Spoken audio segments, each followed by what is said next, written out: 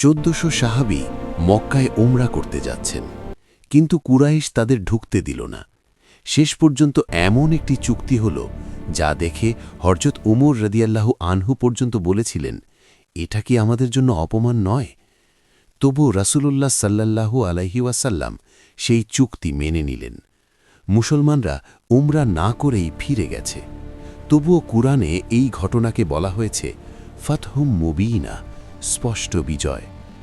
হুদাইবিয়ার সন্ধি কি সত্যি পরাজয় ছিল, নাকি এর পেছনে ছিল ইসলামের সবচেয়ে বড় কৌশল?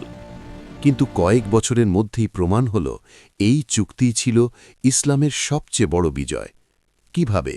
চলুন শুনি হুদাইবিয়ার সেই অবিশ্বাস্য কাহিনী। যখন শান্তি ছিল সর্বশ্রেষ্ঠ অস্ত্র। হিজরতের ৬ বছর কেটে গেছে, মদিনা ইসলাম প্রতিষ্ঠিত, কিন্তু মক্কার কুরাইশদের সাথে সম্পর্ক এখনও উত্তপ্ত। যুদ্ধ হয়েছে, বদর, উহুদ, খন্দক, রক্ত ঝরেছে, প্রিয়জন শহীদ হয়েছেন। ঠিক এমন সময় রাসূল সাল্লাল্লাহু আলাইহি ওয়াসাল্লাম এক স্বপ্ন দেখলেন। তিনি ও সাহাবীরা শান্তিপূর্ণভাবে কাবা শরীফে প্রবেশ করছেন, ওমরা আদায় করছেন। এই স্বপ্ন শুধু স্বপ্ন ছিল না, এটি ছিল আল্লাহর ইশারা। ৬ হিজরির জিলকদ মাস। রাসূল সাল্লাল্লাহু আলাইহি ওয়াসাল্লাম প্রায় ১৪০০ সাহাবী নিয়ে ইহরাম পরে মক্কার উদ্দেশ্যে রওনা দিলেন।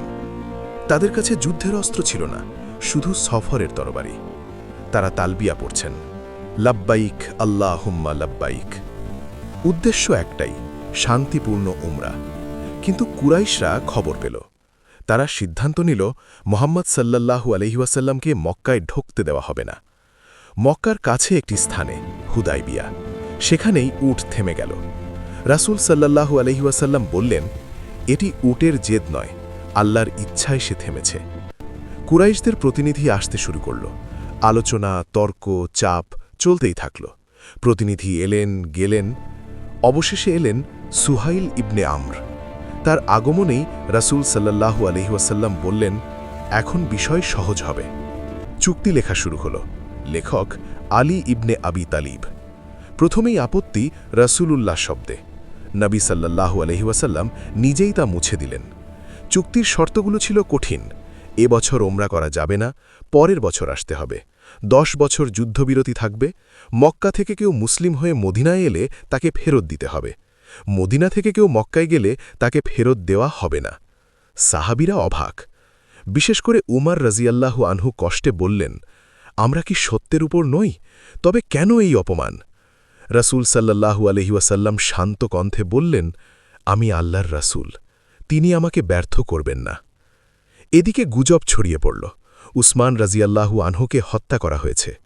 রাসূল সাল্লাল্লাহু আলাইহি ওয়াসাল্লাম সাহাবীদের ডেকে একটি গাছের নিচে শপথ নিলেন, মৃত্যু পর্যন্ত লড়াইয়ের শপথ। এই শপথ ইতিহাসে পরিচিত বাইয়াতুর রিদওয়ান নামে। আল্লাহ কুরআনে এদের সন্তুষ্টি ঘোষণা করলেন। চুক্তি স্বাক্ষরের ঠিক পরই সুহাইলের ছেলে আবু জন্দাল রাদিয়াল্লাহু আনহু শিকল বাঁধা অবস্থায় পালিয়ে এলেন। তিনি মুসলিম হয়েছেন, নির্যাতিত ছিলেন। কাঁদতে কাঁদতে বললেন, হে মুসলমানরা, আমাকে বাঁচান। কিন্তু চুক্তি সদ্য স্বাক্ষরিত। রাসূল সাল্লাল্লাহু আলাইহি ওয়াসাল্লাম ভারাক্রান্ত হৃদয়ে তাকে ফিরিয়ে দিলেন। সাহাবীদের চোখে অশ্রু। এজন্য পরাজয়।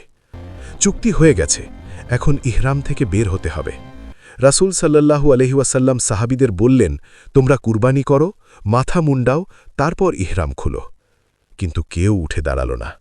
এটি অবাধ্যতা ছিল না, এটি ছিল গভীর শোক ও হতাশা। তারা ভাবছিলেন, হয়তো কোনো ওহী আসবে, হয়তো সিদ্ধান্ত বদলাবে।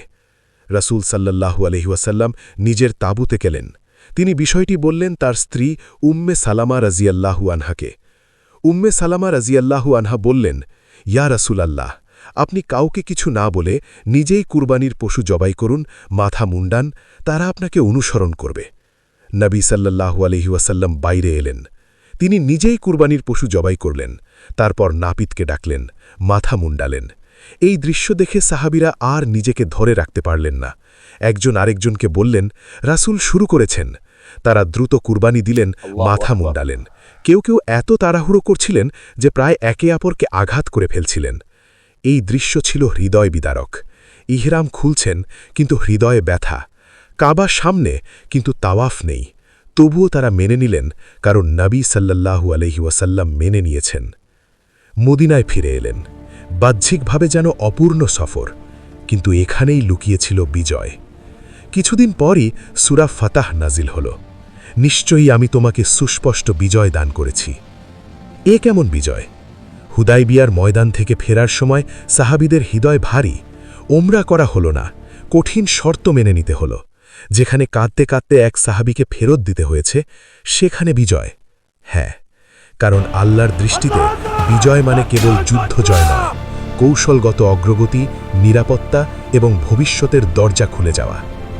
অনেকের মনেই প্রশ্ন, এ কি সত্যিই আল্লাহর প্রতিশ্রুত পথ? কিন্তু রাসূলুল্লাহ মুহাম্মদ সাল্লাল্লাহু আলাইহি ওয়াসাল্লাম সম্পূর্ণ শান্ত।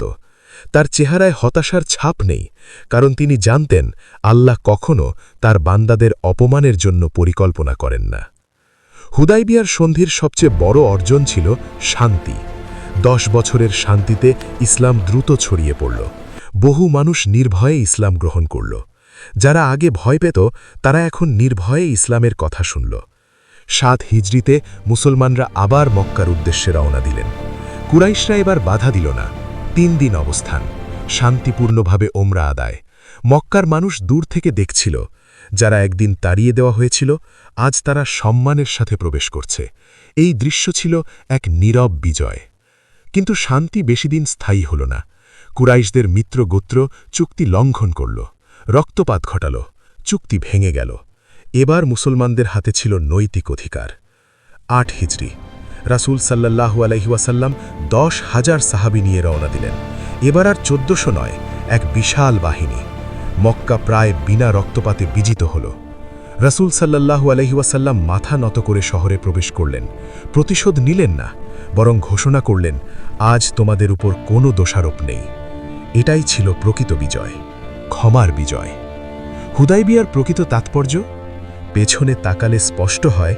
যদি হুদাইবিয়ার সন্ধি না হতো, তাহলে মক্কা বিজয়ও হতো না সেই শান্তিপূর্ণ রূপে। যুদ্ধ থামিয়ে রাসূল সাল্লাল্লাহু আলাইহি ওয়াসাল্লাম সময় কিনেছিলেন, মানুষের হৃদয় জয় করেছিলেন। তরবারি নয়, ধৈর্য জয়ী হয়েছিল।